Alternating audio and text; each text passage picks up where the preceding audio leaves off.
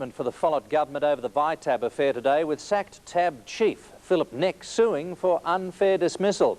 It coincides with the release today of the Pearce inquiry report into the ACTTAB deal, which clears former Sports Minister Wayne Berry, but is critical of a government department and says ACTTAB displayed astonishing naivety. Almost 2 weeks after Professor Pearce delivered his report on the ACTTAB deal, the government finally made it public today. It's already sacked the TAB board and Chief Executive Philip Neck on the basis of the inquiry's findings that ACTTAB rushed into signing a contract unfavourable to the ACT, that it failed to check out ACTTAB principles, applying less scrutiny than that required for a person seeking to run a suburban TAB agency, and had displayed astonishing naivety in not getting full written approval from the Victorian TAB, whose super pool was critical to the deal. By contrast, the inquiry declared former Sports Minister Wayne Berry acted properly, but was not well advised. In particular, it found his senior private secretary Sue Robinson did not provide the standard of advice that could have been expected.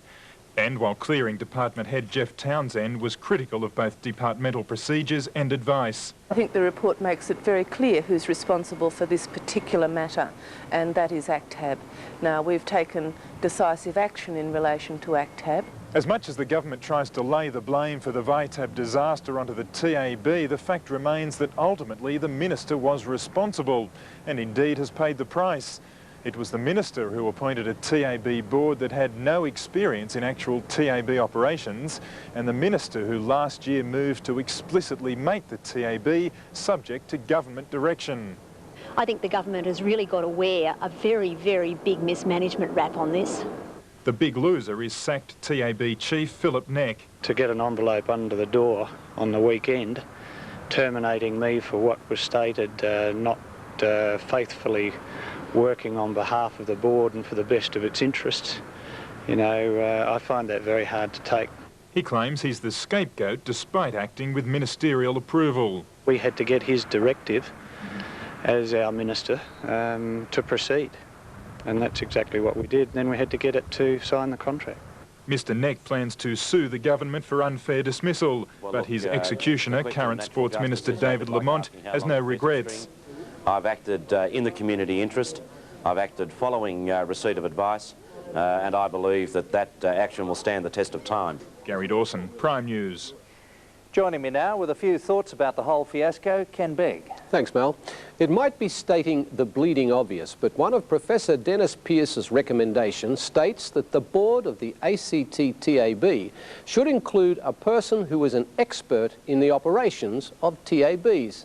The fact that no one on the old board had any such experience speaks volumes about the ACT government's less than street-smart approach to this multi-million-dollar industry. Professor Pearce uses such terms as insufficient consideration, inadequate consideration, failure to check. He also talks of obligations, guidelines, all fairly rudimentary procedures, you'd think. If nothing else, Professor Pearce's findings leaves a legacy which all ACT departments should carefully consider. And the Assembly also moved today to ride shotgun on government appointments to statutory authorities like ACTTAB, passing legislation that will give an Assembly committee the power to review such appointments. And down the track, it may well be extended to include reviews of judicial appointments, including magistrates and judges. Mel. Selling the Follett budget began today with a storm over